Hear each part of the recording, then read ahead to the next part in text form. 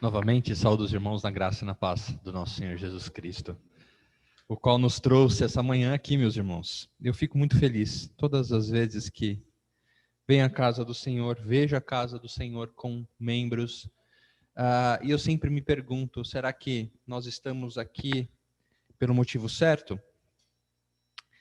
Será que nós compreendemos o que é este momento?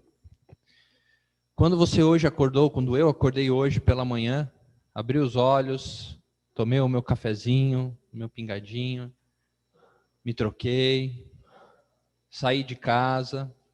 Será que eu tinha compreensão do que eu estou fazendo? Por que eu digo isso? Porque o culto, este momento, nós dizemos que é um culto em resposta ao nosso Deus. O que significa um culto ser em resposta ao nosso Deus? Significa que Deus agiu antes. Deus agiu antes nos convocando. Não é simplesmente um convite. É uma convocação, assim como Deus convocava o seu povo por meio dos profetas no Antigo Testamento, Deus nos convoca a estar aqui nessa manhã. Então, quando nós acordamos, nos arrumamos, tomamos nosso café e saímos para a igreja, nós devemos ter isso em nossa consciência, de que estamos vindo à igreja para responder ao nosso Deus. Não estamos simplesmente para cumprir um ritual, não estamos simplesmente para limpar a consciência de uma semana que fizemos um monte de coisas erradas. A igreja reformada, a igreja presbiteriana do Brasil, diferente de outras denominações, não serve para limpar a consciência dos membros. Não foi feita porque é uma igreja biblicamente orientada. Então responda, meus irmãos, façam esse exercício, eu também devo fazer todo domingo de manhã, quando eu estou me preparando para vir para a igreja, responder a essas perguntas. Por quê? Por que eu estou saindo de casa num domingo? Por que eu estou dedicando a este tempo para me locomover à igreja? Por quê? Simplesmente para fazer parte de um grupo? Simplesmente para conversar com pessoas que eu gosto? Simplesmente para cumprir um ritual que eu já faço há anos?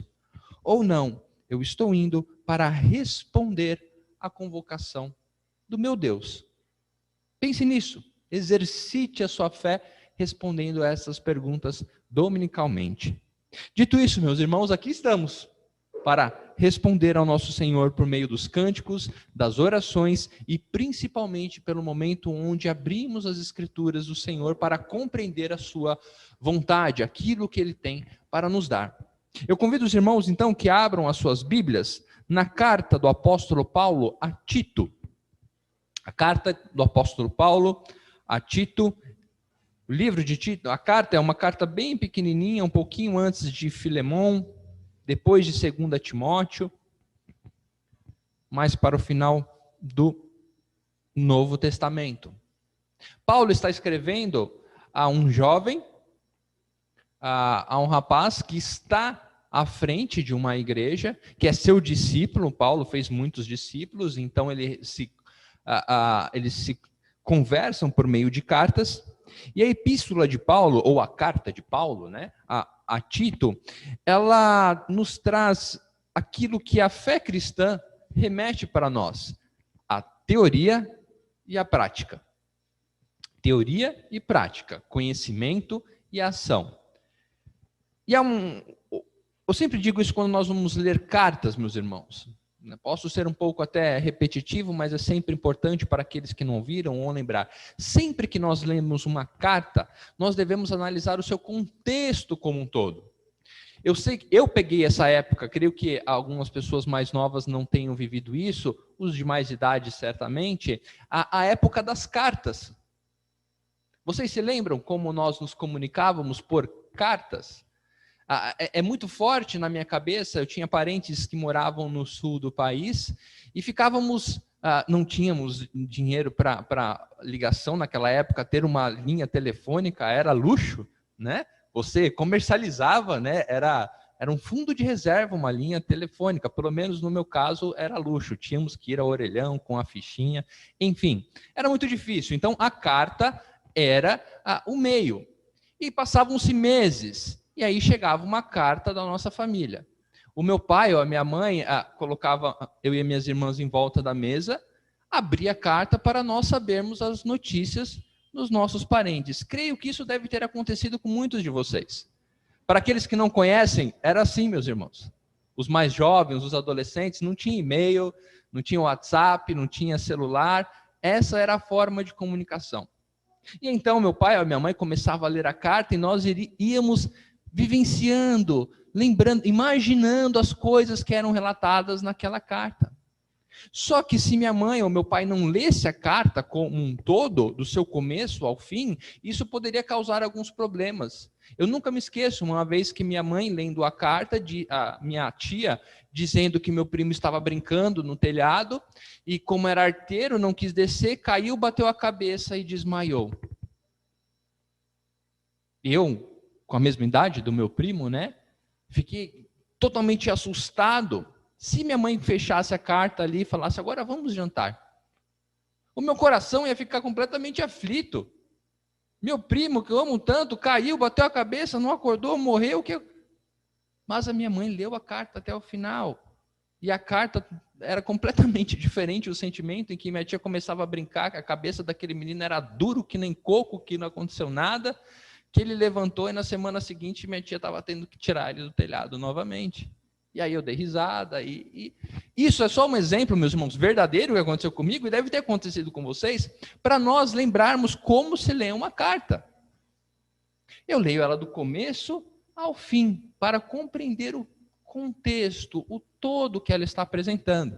Então, se eu posso passar um exercício, uma tarefa para você nessa manhã, é que quando você for para a sua casa, leia a carta de Paulo a Tito inteira. São 2 páginas. 2 páginas. Leia ela como um todo e você vai ser mais enriquecido no aprofundamento do nosso sermão de hoje. Tudo isso para quê?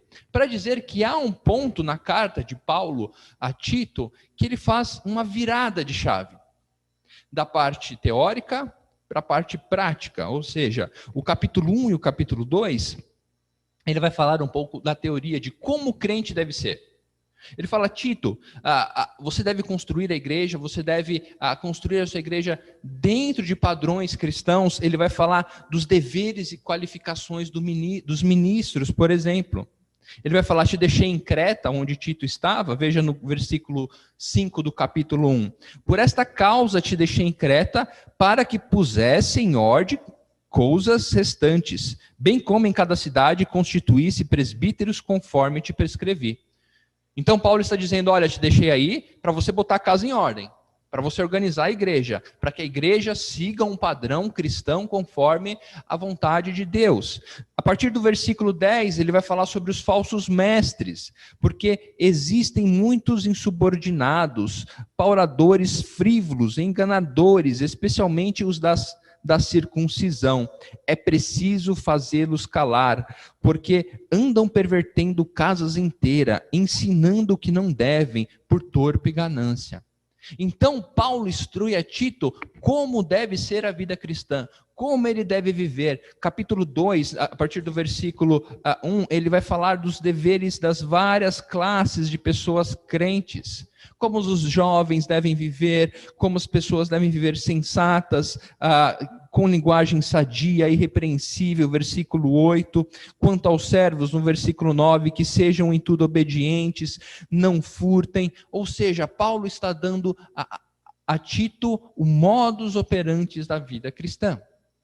Mas o nosso texto vai ficar no capítulo 2, versículos de 11 a 15. Por quê? É a virada de chave onde Paulo diz, Tito, sabe por que eu estou mandando você fazer tudo isso? Sabe por que eu estou te pedindo para viver uma vida cristã de forma sensata, de forma piedosa, segundo a vontade de Deus? Sabe por quê, Tito? Então, Paulo vai, nesse pequeno trecho, dizer por que nós, assim como Tito, conseguimos viver uma vida cristã.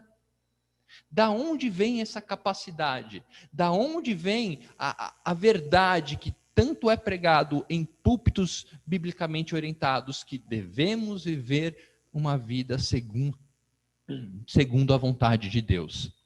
Da onde vem? Acompanhem comigo então.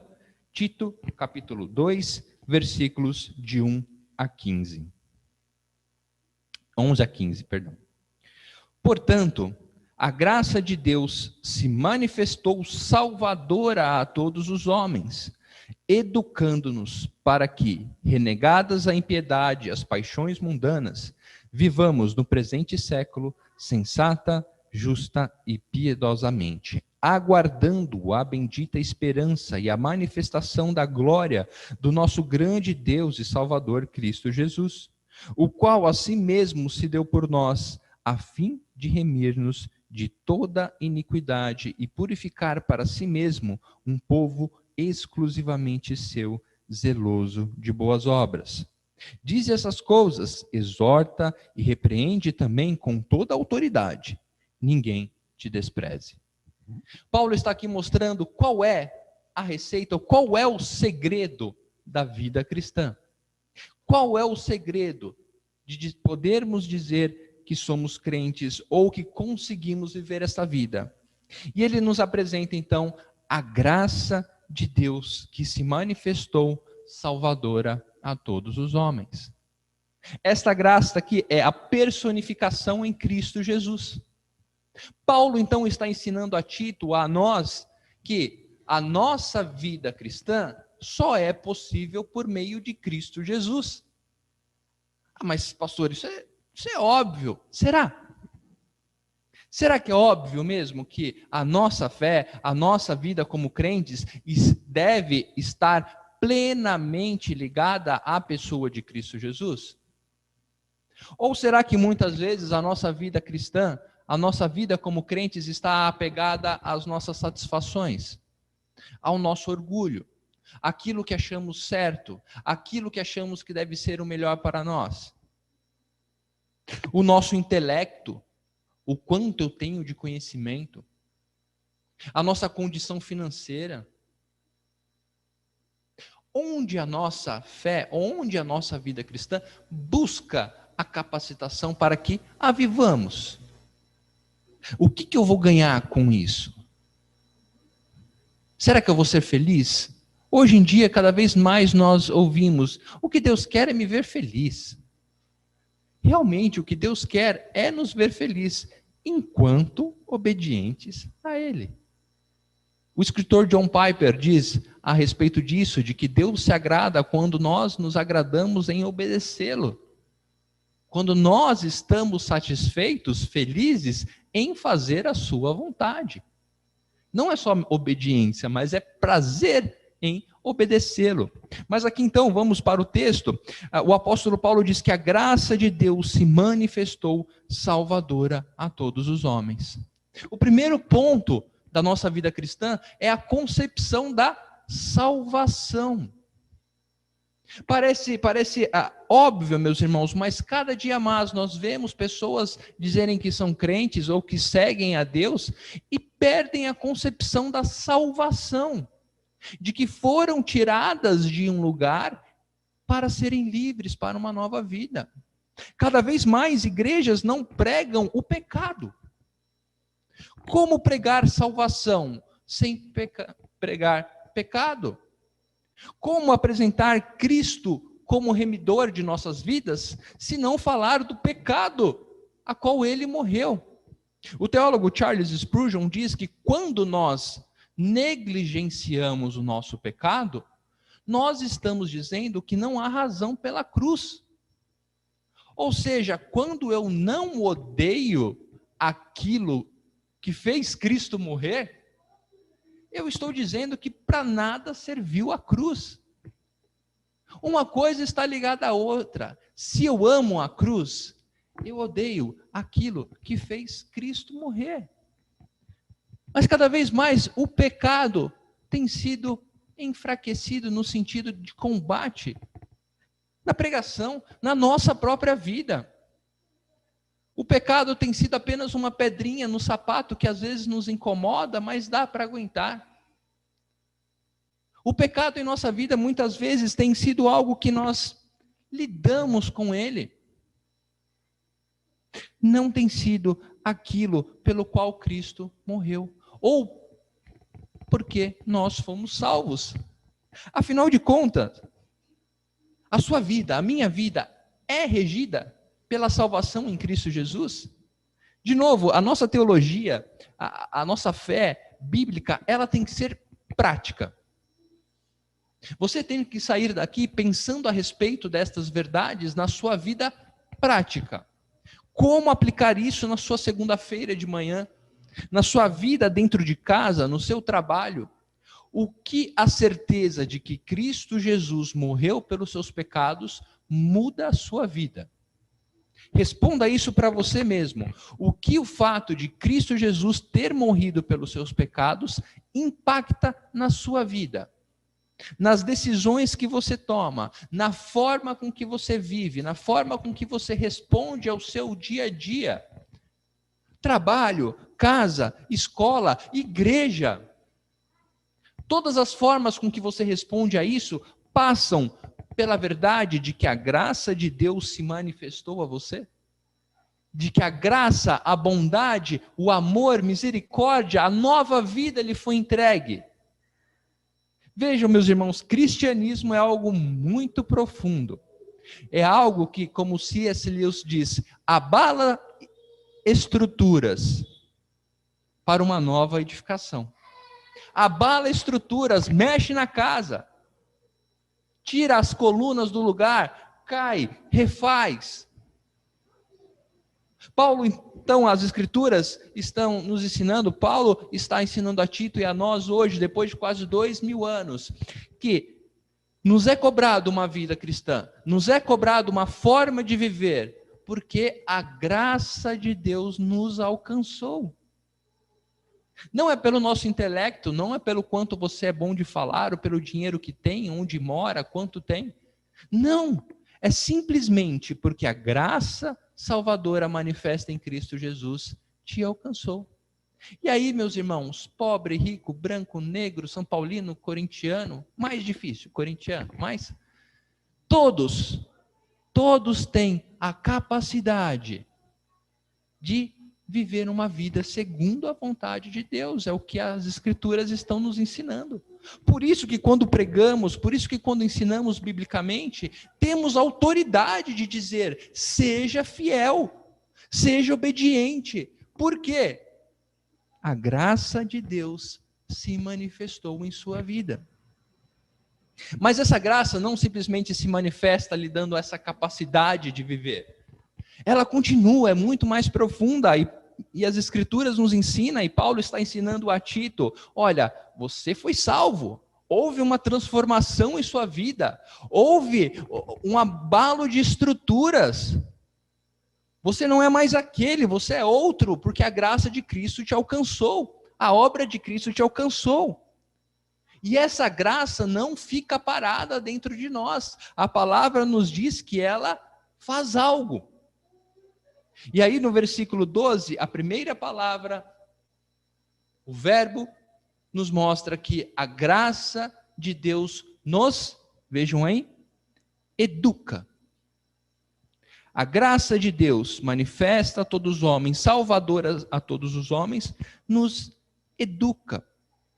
Aqui um pouquinho antes, quando Paulo está dizendo que a graça salvadora a todos os homens, ele não está querendo dizer que a salvação será para todos os homens. Nós não cremos nisso, nós cremos na eleição. O que Paulo está dizendo aqui, meus irmãos, é que a graça salvadora em Cristo Jesus é o caminho da salvação para todos os homens. Agostinho, ao interpretar esse dilema, ele traz um exemplo que eu gosto muito, que me ajudou, dizendo que em uma cidade onde há só um professor, todos que aprendem, aprendem por ele, mas não necessariamente todos aprendem. Ou seja, somente aqueles que aprendem só puderam aprender de uma única forma, por ele, mas nem todos aprenderam. O que eu estou querendo dizer aqui, e Paulo dizendo, é que Cristo é o único caminho para a salvação, mas nem todos serão salvos. Aqueles que forem salvos somente por meio de Cristo Jesus. Não por suas obras, como eu disse, não pelo seu intelecto. Por isso, respondamos. Cristo realmente é o Senhor e Salvador da minha vida? Claro, pastor, Ele é. Você consegue ver isso na sua vida? Você consegue ver a ação da obra de Cristo Jesus na sua vida? Nas respostas que você dá ao seu dia a dia? Porque esse é o primeiro ponto, transformação. Mas uma transformação, como eu disse, que nos educa. Aqui no original esse termo pode ser até traduzido por adestrar. Adestrar. A graça de Deus é aquela que nos adestra, realmente como é feito com animais. É aquela que nos faz caminhar ou que nos ensina a agir de uma forma determinada. Ou seja, o nosso processo de santificação, nosso processo de crentes, também a graça vai agir, nos ensinando com um objetivo. Aqui nós temos o para quê, que significa que a graça de Deus ela não trabalha em vão. Quando ela nos atinge, quando a obra de Cristo atinge a nossa vida, ela já tem propósito definido, objetivo definido. O crente, quando é chamado, quando somos regenerados, quando somos resgatados, não é para ficarmos sentados em banco de igreja simplesmente.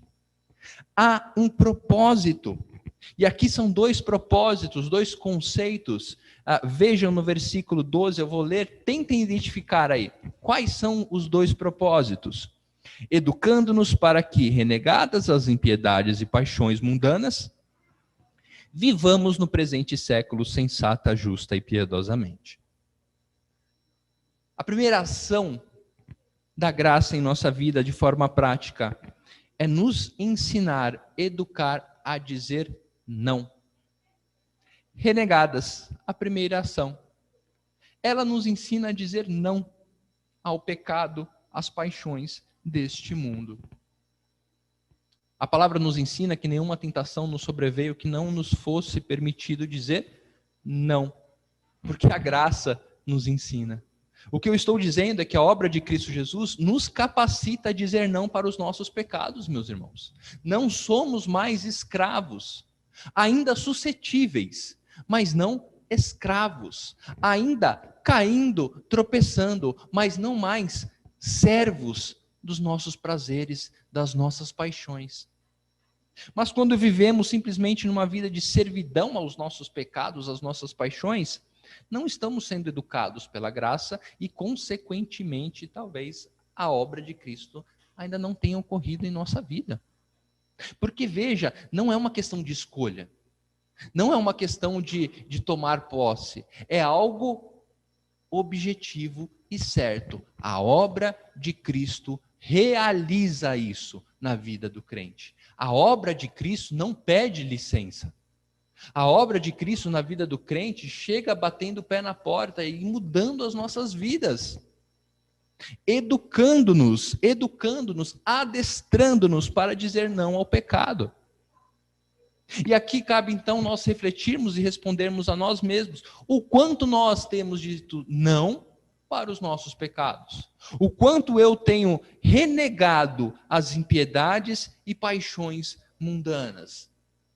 O quanto a obra de Cristo tem sido vivida por mim ao ponto de eu dizer não. Ao ponto de eu lutar. Paulo diz que o bem que ele quer fazer ele não faz, mas o mal que ele não quer, ele está constantemente fazendo. Ele diz, pobre alma miserável, o que será de mim? Mas então ele continua, a graça me capacita. Onde abundou o pecado, superabundou a graça. Por isso que um dos lemas da teologia reformada, propriamente do calvinismo, é a perseverança dos santos. Perseverando, lutando contra aquilo que desagrada a Deus. Porque podemos fazer. Porque a obra de Cristo nos capacita. E veja que lutar contra o pecado, meus irmãos, eu creio que isso é importante, não significa se expor a ele para tentar vencê-lo. Muitas vezes perdemos e caímos em pecado quando queremos confrontá-lo frente a frente. Muitas vezes devemos fazer como José, fugir com as calças na mão. reconhecer a nossa fraqueza diante de uma tentação e fugir. Arrancar os olhos, como a palavra nos diz, arrancar a mão se aquilo nos faz pecar. Não ligar a TV depois de certo horário. Não ficar na internet sozinho. Pensar 2 vezes antes de ir a determinados lugares. Evitar certas amizades. Evitar certos eventos que nos façam pecar. Vejam, o crente não deve ter vergonha de reconhecer a sua fraqueza. Quais são os pontos que lhe fazem pecar? Quais são os pontos que lhe fazem desagradar a Deus? Verifique isso. Isso é renegar. Renegar é ter a possibilidade de fazer, mas não fazer. A graça nos capacita a isso. O Espírito Santo acusa. Ore ao Espírito de Deus. Peça para que Ele te incomode. Incomode o teu coração, a tua mente, quando você estiver em frente às impiedades e às paixões mundanas. Porque essa é a ação do Espírito Santo. Peça, peça e lhe será dado. Senhor, ajuda-me a compreender. Senhor, incomoda o meu coração, para que quando eu estiver à frente das tentações, eu diga não, porque o Senhor me capacitou a isso.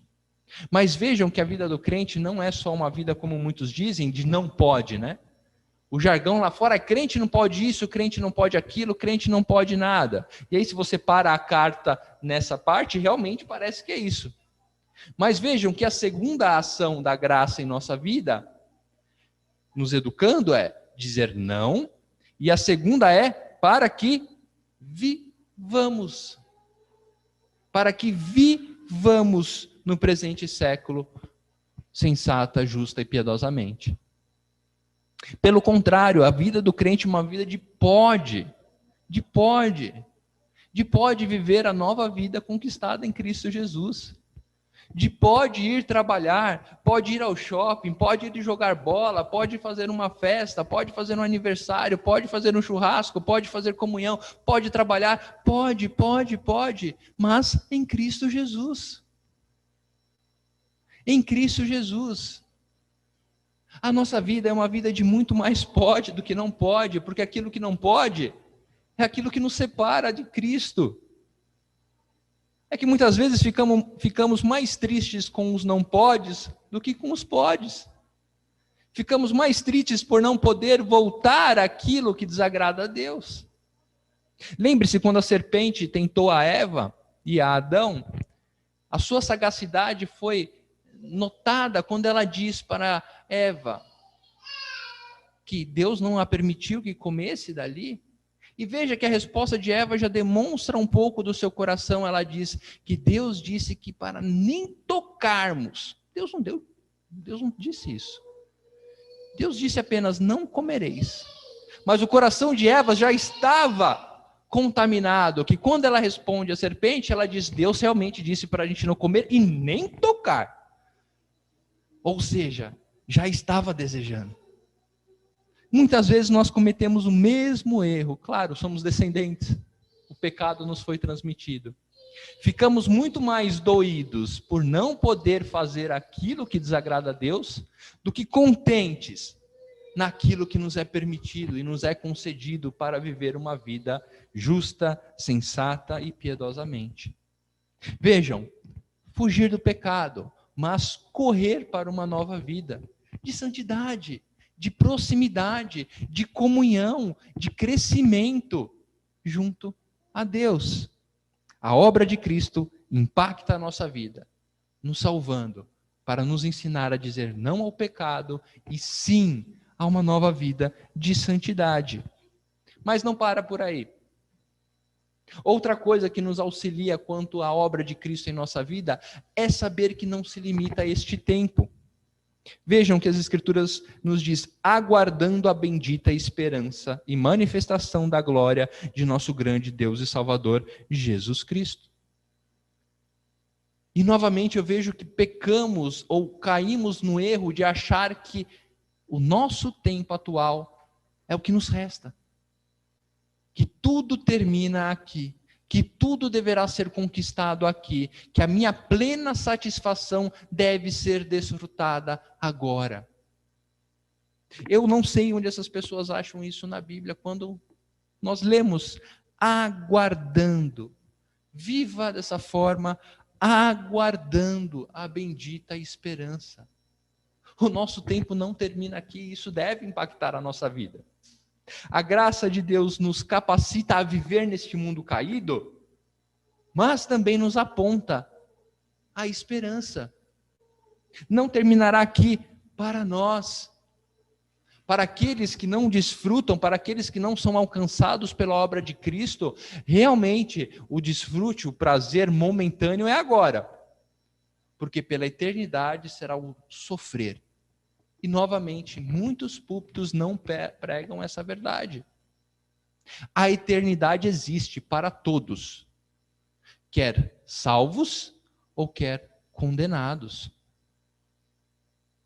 Aqueles que se satisfazem com o presente momento não estão livres da eternidade, mas a eternidade de sofrimento, dor, o inferno. Não há como falar da obra de Cristo Jesus sem lembrar-nos de que há condenação. Cristo diz: eu não vim para condenar, eu vim para salvar. Mas aqueles que não receberem esta obra terão o destino da eternidade. Inferno, morte, dor, eternamente. Palavras duras, mas verdadeiras, que deixam cada vez mais a graça de Cristo fantástica às nossas vidas. Essa é uma mensagem para o povo de Deus se alegrar. Essa é uma mensagem para nós termos o nosso coração revigorado, em perceber quais são os frutos, quais são os benefícios, quais são as oportunidades, quais são as capacitações da obra de Cristo em nossa vida. Paulo não está escrevendo essa parte para deixar Tito para baixo, pelo contrário, é dizer: Tito, eu te pedi todas essas coisas porque você pode, e se alegre nisso. Da mesma forma, esta mensagem nos é dada para revigorar o nosso coração, para fortalecer a nossa fé, caso nós estejamos fazendo isso, vivendo desta forma, aguardando a bendita esperança, porque somos povo de Deus. Povo de Deus que vive de forma diferente.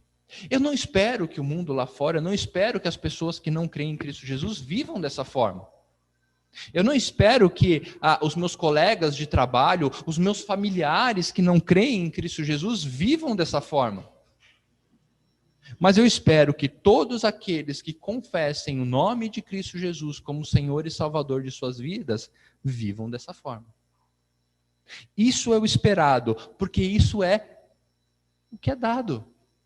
Isso é o que nós somos capacitados. Vejam, versículo 14. O qual, ou seja, Cristo Jesus, o qual a si mesmo se deu por nós, a fim de remir-nos de toda iniquidade. Lembra do versículo 12, que eu disse que a primeira ação da graça de Cristo Jesus era que nós renegássemos o pecado? Por quê? O versículo 14 responde: porque Cristo remiu-nos de toda iniquidade. Porque Cristo pagou o preço pelos meus pecados, hoje eu posso dizer não a eles. Porque Cristo me deu uma nova vida, porque Cristo me remiu de todos os pecados. Não importa o que você fez na sua vida, meus irmãos. O sangue de Cristo te lavou. Não importa o quão ruim, o quão perverso você tenha sido, o sangue de Cristo tem o poder para te lavar. Remiu de todos, não são alguns, não são aqueles que todo mundo vê, todos os pecados. Mas também, não só remiu, como o purificou. Sabe por que eu digo que você pode viver uma vida nova? Porque não só você foi tirado do pecado, mas foi purificado para si mesmo um povo exclusivamente seu. Exclusividade, a obra de Cristo faz com que o seu povo seja exclusivo. E aqui no original esse termo tem uma conotação de ninguém põe a mão. Ninguém mexe. Ninguém mexe, ninguém tira. Não se perdem. Aqueles que dizem que podem perder a salvação. Exclusivamente. Aquele que o Pai me dá, esse jamais lançarei fora. Exclusividade. A graça de Cristo nos dá exclusividade. Pulseirinha VIP. Ou seja, a graça de Cristo tem como poder eficaz, prático, na nossa segunda-feira de manhã, o poder de acordarmos e sabermos que somos povo exclusivo de Deus. Quando você estiver indo para o seu trabalho, quando você estiver na sua escola, quando você estiver dentro da sua casa, no ônibus, metrô, em qualquer lugar, saiba, a obra de Cristo lhe fez povo exclusivo. Exclusivo. Mas lembre-se também que este povo, como o próprio texto diz, é um povo zeloso pelas boas obras. É um povo que toma cuidado em ser povo de Deus. É um povo que se preocupa em estar de acordo com o povo de Deus. Ah, que maravilha, pastor, eu sou povo de Deus, mas você vive como povo de Deus? Um povo zeloso. E essa palavra significa cuidadoso, diligente, que se preocupa em viver de acordo com a vontade de Deus. Capacitação. A graça, a obra de Cristo nos capacita a viver desta forma. Agostinho dizendo também a respeito da graça: Senhor, concede-me poder fazer aquilo que me pedes. Ajuda-me a fazer a tua vontade, porque a tua palavra me ensina que é isso que a tua graça faz. Dizer não ao pecado, viver em santidade de vida, em um mundo caído, mas esperando a grande esperança, a manifestação, porque o Senhor conquistou a minha vida, e agora eu sou exclusivamente seu. Ajuda-me a ter cuidado, a querer cada vez mais viver como este povo. E a proclamar essa verdade. O versículo 15, Paulo diz a Tito: dize essas coisas. Paulo está ensinando a Tito e nos ensinando que essa é a nossa pregação. Ele diz: é isso que você tem que dizer, Tito. Sabe, até o capítulo 2, eu estou pedindo para você fazer uma série de coisas, e ela tem que ser baseada nessas verdades. Essa é a proclamação do Evangelho. Essa deve ser a nossa evangelização. A graça de Deus se manifestou salvadora a todos os homens, para tirar os pecados. Por isso que eu não entendo quando determinadas frentes religiosas vão para o evangelismo, chamam todos como estão, não precisa. Está certo, não importa quem você é, não importa o quanto pecador você seja, não importa o que você tenha feito de errado, mas agora é uma nova vida. Por que parar simplesmente no venha, não importa? Isso não é evangelho. Nós estamos simplesmente fazendo, não sei quantos irmãos já puderam utilizar algumas escalas. No metrô aquelas esteiras, né, que você pode caminhar ou entra do lado na esteira que ela caminha mais rápido por você. Pregar um evangelho sem pecado ou condenação é botar condenados nessa esteira. Caminho mais rápido para o inferno. Se não tem apresentação do pecado, se não tem um confronto de uma transformação de vida, não é evangelho. Não é o que Paulo nos ensina. Diz essas coisas. Exorta, repreende também com autoridade. Temos autoridade para pregar essa palavra. Temos autoridade para dizer que a graça de Cristo Jesus é o único caminho e que ela transforma a vida, e é que ela que garante a eternidade. E você, temos autoridade porque somos o povo exclusivo, que anunciamos essas verdades. E ninguém nos despreze. ninguém nos despreze por dizer essa verdade, por contemplar a graça de Cristo em nossa vida, por nos satisfazer, nos alegrar. Como eu disse, esta é uma mensagem revigorante para o povo exclusivo de Deus. É uma mensagem que deve encher o nosso coração de alegria, de graça, de coragem.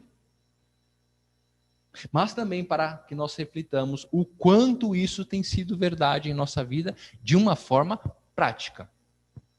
O quanto temos vivido isso na nossa segunda-feira de manhã, terça à tarde, como eu gosto de dizer. Vida prática. O que a obra de Cristo tem sido vivenciada em nossas vidas. Que Deus nos abençoe, irmãos, a tomar posse desta verdade. Tomar posse da obra de Cristo em nossa vida, que nos transformou para dizer não ao pecado, sim para uma nova vida, enquanto aguardamos a volta do nosso Senhor. Porque somos o seu povo exclusivo, que toma todo cuidado em cada dia mais fazer aquilo que o seu povo faz. Que Deus nos abençoe. Vamos orar? Santo Deus, eterno Pai, louvado seja o teu nome pela revelação de quem o Senhor é, Senhor. Obrigado, Senhor, porque a tua palavra nos apresenta a tua obra e a pessoa de Cristo Jesus encarnada, Deus vivo encarnado, como plenitude da tua revelação, nos ensina o preço pago para que hoje pudéssemos ser chamados filhos do Senhor. Nos foi dado o poder de sermos chamados filhos de Deus. Poder este que nos capacita a uma nova vida. Não mais escravidão para o pecado. Uma vida que busca santidade. Hoje. Mas sabendo que há um processo e que um dia seremos plenamente transformados para então viver a eternidade em glória. Povo exclusivo. Ajude-nos, Senhor, a amar esta verdade. Ajude-nos a amar a obra de Cristo em nossas vidas. Um amor que nos traz o cuidado, a diligência, o zelo, para que cada dia mais estejamos em conformidade com aquilo que o Senhor quer. Que teu Santo Espírito nos incomode, aperte o nosso coração, enfie o dedo na ferida, ó Pai, para que em momentos de tentação, que momentos que aqueles pecados que nos são difíceis, ó Pai, nos são apresentados, que o teu Santo Espírito, ó Pai, nos remeta à tua graça. Ajude-nos, ó Pai, ajude-nos. É o que lhe pedimos em nome de Jesus. Amém.